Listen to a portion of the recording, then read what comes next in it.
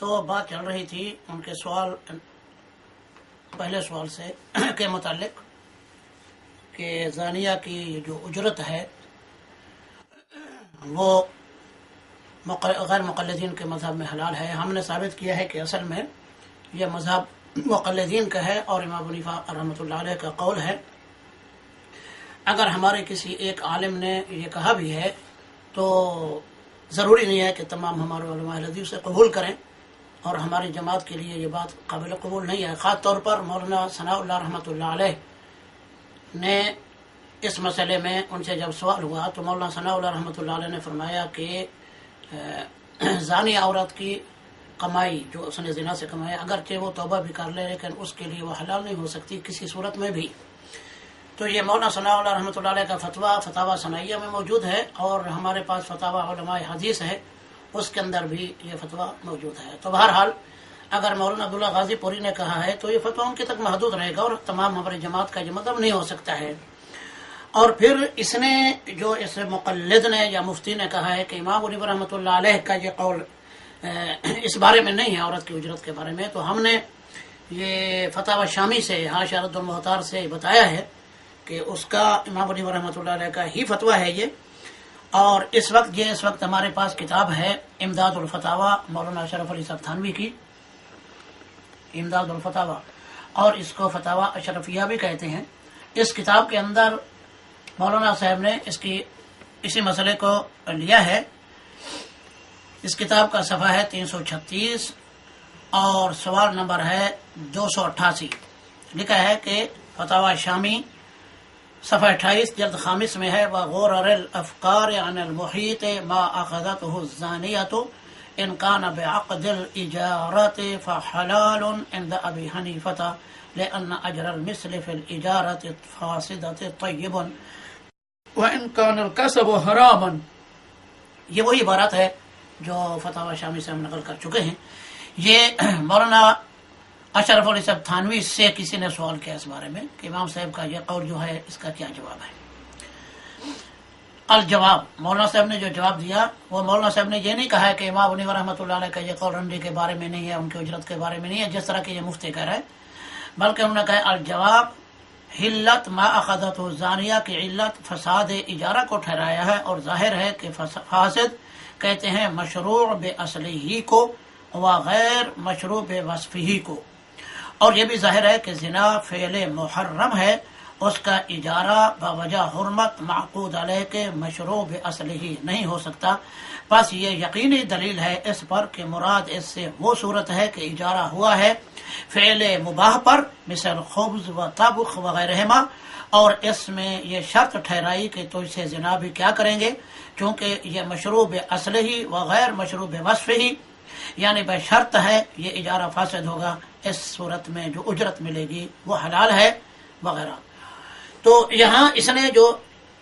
مولانا اشرف علی صاحب تھانوی نے جو جواب دیا ہے یہ ان کے اپنے منطقی اور فلسفی الفاظ میں یہ ان کا جواب ہے۔ تو بہرحال انہوں نے یہاں یہ تسلیم کیا ہے کہ واقعی یہ امام ابو حنیفہ رحمۃ اللہ علیہ کا ہی قول ہے،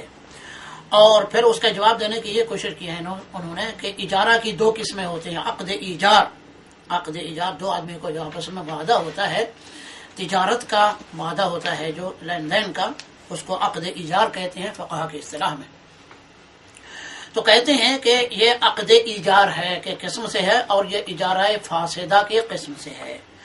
اور انہوں نے اجارہ کی دو قسمیں لکھی ہیں، ایک اجارہ باطلہ اور ایک اجارہ فاسدہ۔ اجارہ باطلہ وہ ہوتا ہے کہ جو بنیادی طور پر اور اپنے اصل کے اعتبار سے بالکل حرام ہو اور ناممکن ہو، اور اجارہ فاسدہ اس کو کہتے ہیں جو اپنے اصل کے اعتبار سے اور بنیاد کے اعتبار سے تو اجارہ جائز ہو، صحیح ہو، لیکن بعض شروط کی وجہ سے وہ اجارہ جو ہے وہ فاسد ہو جاتا ہے۔ تو یہ دو قسمیں لکھی ہیں انہوں نے۔ تو کہتے ہیں یہ یہاں پر جو اجارہ فاسدہ کی قسم سے اس کو فقہا نے لکھا ہے کہ اجارہ فاسدہ کی قسم سے ہے، تو لازم یہاں زنا پر اس کا دونوں کا عقد یا معاہدہ نہیں ہوا کہ ہم تو اس سے زنا کریں گے اور زنا کا تجھے ہم یہ بدلہ دیں گے یا اس کی اجرت دیں گے، اس نے جو تعبیر کی ہے۔ تو اس نے یہ کہا کہ اصل میں اجارہ ہوا ہوگا یا عقد و ایجار ان کا جو آپس میں ہوا ہوگا وہ ہوگا مثلا خدمت پر، جس طرح کے اہل عرب آج خادمات منگاتے ہیں عورتیں غیر ملک سے گھر میں کام کاج کرنے کے لیے، کھانا وغیرہ بنانا اور یہ اپنا جھاڑو وغیرہ دینا، گھر کے جتنے کام کاج ہوتے ہیں تو ان کے لیے جو عورتیں باہر کی وہ رکھتے ہیں. تو اس کے اندر جو ہے اصل میں تو اجارہ اسی چیز پر ہوا، لیکن ساتھ میں اس نے یہ بھی شرط لگا دی کہ تیرے ساتھ ہم یہ برا فعل بھی کریں گے. تو چونکہ یہاں شرط بری آ گئی ہے تو اس وجہ سے یہ اجارہ فاسدہ ہو گیا. تو چونکہ اصل میں اجارہ بے اصل ہی صحیح بنیادوں پر تھا، یعنی اصل جو ان کا مقصد تھا وہ تھا کھانے پینے اور کام کاج کے لیے عورت کو بلایا تھا، تو اس وجہ سے اصل اجارہ اسی کے متعلق ہم سمجھیں گے اور اس کی شرط جو ہے وہ باطل ہے. اس وجہ سے وہ ہم یہ سمجھیں کہ اجرت اس کی زنا کی نہیں ہے، اصل میں اجرت کھانے کی، بنانے کی اور گھر کے کام کاج کی اجرت اس کو ملی ہے، اور زنا وغیرہ کی اجرت ہم اس پیسے کو نہیں سمجھیں گے. یہ انہوں نے تعویل کی امام ابو حنیفہ رحمۃ اللہ علیہ اس قول کی. لیکن اس پر جس وقت انہوں نے یہ مولانا اشرف علی صاحب تھانوی نے یہ جواب دیا، چونکہ اجارہ فاسدہ ہے اور اس میں اصل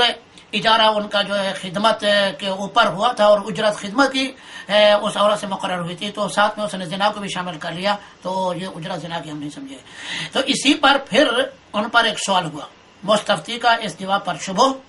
السلام علیکم ورحمۃ اللہ وبرکاتہ. تعویل مسئلہ بہت خوب ہے، یعنی جو تم نے تعویل کے اس مسئلے کی وہ بہت اچھی ہے،